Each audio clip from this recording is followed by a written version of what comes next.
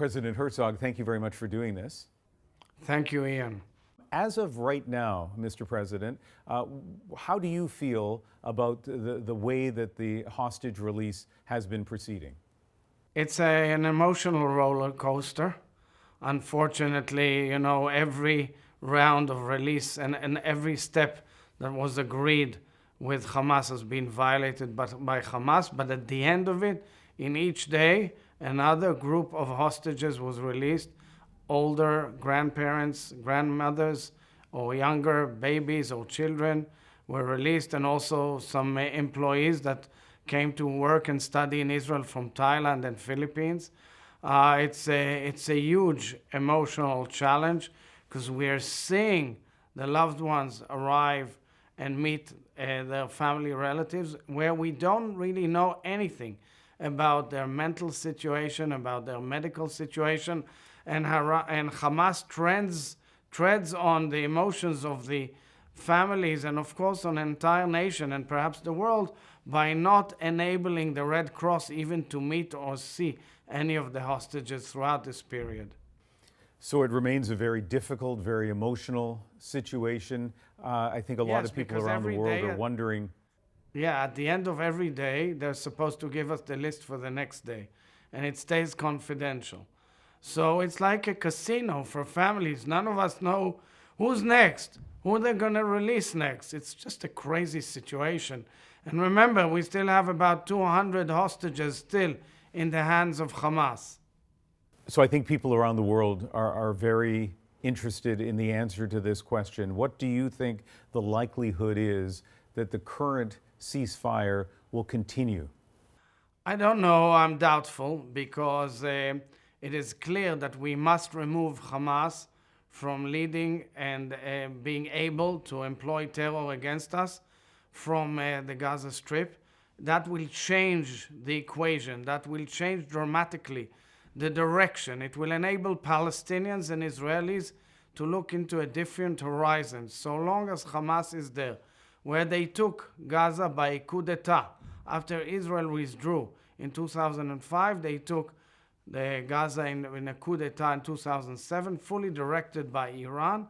And since then, it's a dictatorship, extremely anti-liberal, and what they're doing to LGBTQ or any other different person than the ordinary, according to their belief, is horrendous. It's torture, it's jail, it's of course death sentence, and so forth and so on. And that is why the way they treat women or treat people of other beliefs or gender is unbelievably cruel.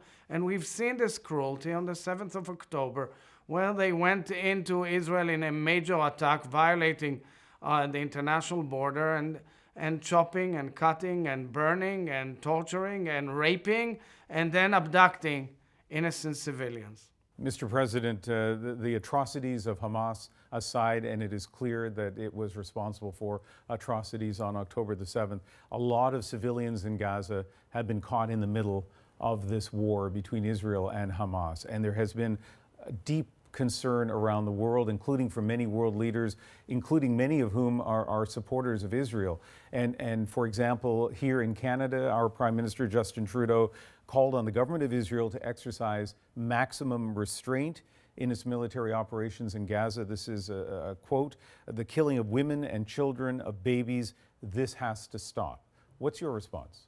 We were offended by the comments of Prime Minister Trudeau because I spoke myself with Prime Minister Trudeau just a week before. Prime Minister Trudeau spoke to me about the enabling the exit of Canadian civilians who were in Gaza, and Israel has done its best and made it a priority. And of course, it was offensive because we care about the citizens and the civilians in Gaza. We truly care about the humanitarian effort. This is a war which is a war on behalf of humanity against evil forces who don't want to see not only any Jew, they don't want to see any Christian. They want all of us out of here.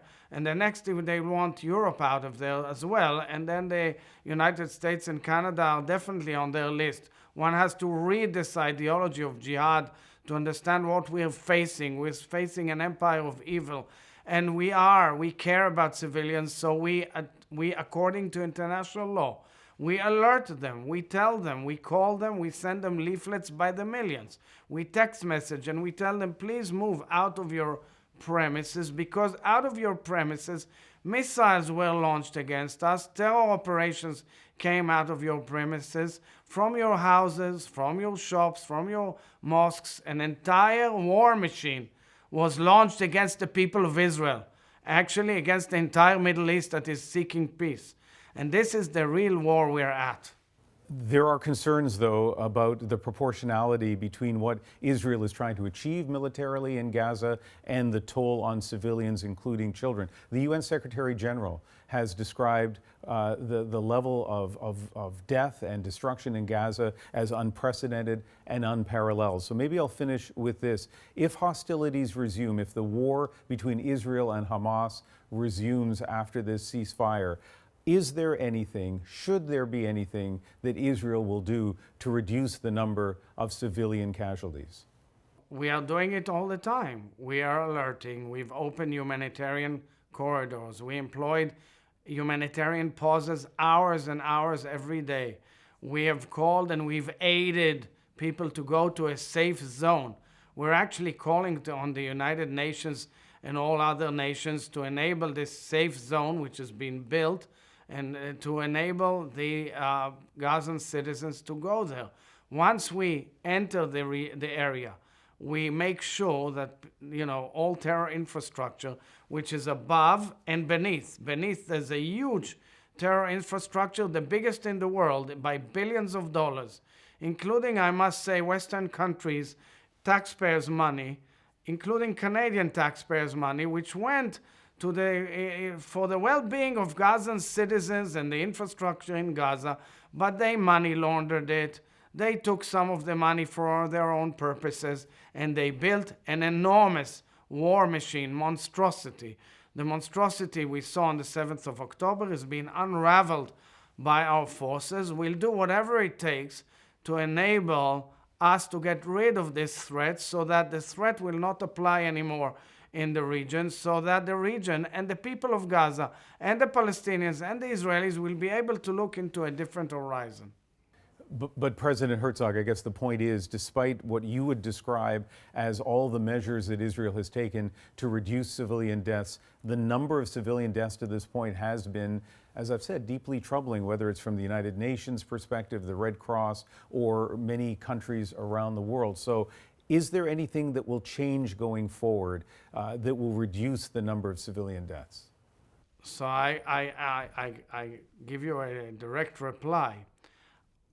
First of all, some of the data we're not sure is correct. It's Hamas data. They distort the data all the time. Secondly, a lot of casualties came from Hamas fire itself. Hamas broke down the electricity system and the water system. Thirdly, believe me, every Palestinian who is hurt, it breaks my heart. I care about the fate of Palestinians. We all care about the fate of Palestinians. They're our neighbors. They're where, the people who were burnt, chopped and killed and abducted on the borderline were the biggest supporters of peace in Israel. They had special funds in each kibbutz to assist the people of Gaza. They would volunteer for their well-being and taking them to hospitals. We've opened up the entire border for tens of thousands of Gazans to work in Israel. And what did they do? They gathered information, gave it to Hamas, and which was used against us in this horrendous attack. This is the dilemma we're at. If you have the right to defend yourself, then you go in and fight and uproot the enemy, which is in civilian premises. And believe me, I don't know any Canadian who has in his living room missiles that go 200 kilometers or even 1 kilometer. This is preposterous and outrageous. And unfortunately, it was forced upon us by a ruthless enemy, and that's what we are fighting. President Herzog, we will continue at CBC to cover this story, to hear different voices, to verify information, and we certainly appreciate hearing your perspective on this today. Thank you very much. Thank you very much.